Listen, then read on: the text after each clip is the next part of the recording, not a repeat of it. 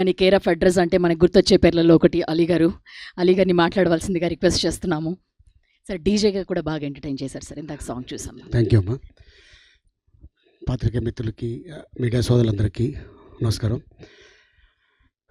సాంప్రదాయని, సూతిని, సుతపూసిని మా సుధీర్ సాంప్రదాయబద్ధంగా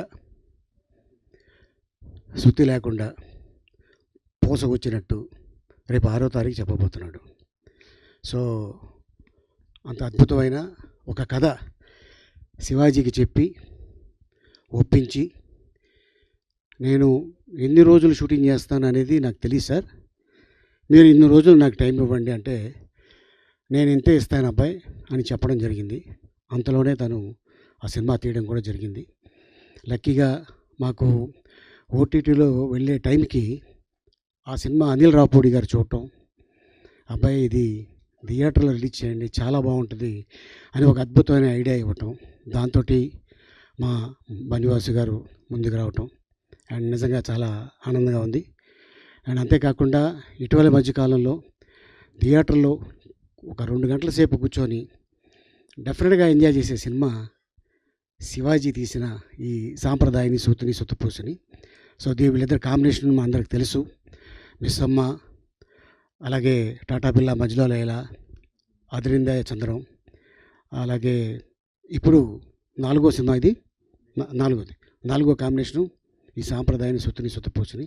so almost నేను మిస్ అమ్మలో లేను కానీ ఈ 3 సినిమాల్లో అయితే ఉన్నా.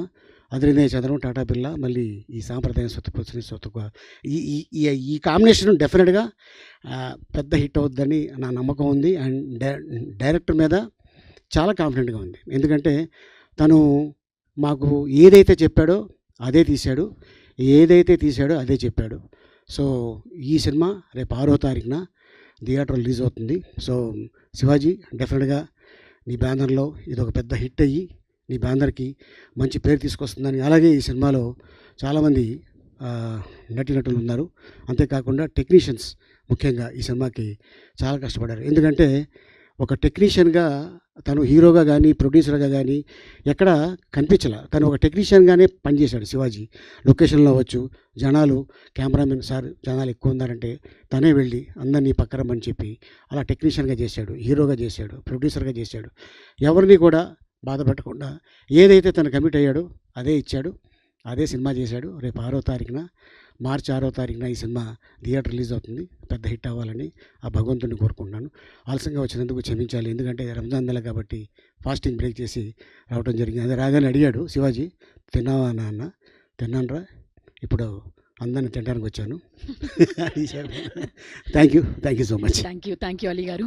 And producer and actor of this film Sivaji గారిని మాట్లాడవలసిందిగా రిక్వెస్ట్ చేస్తున్నాం.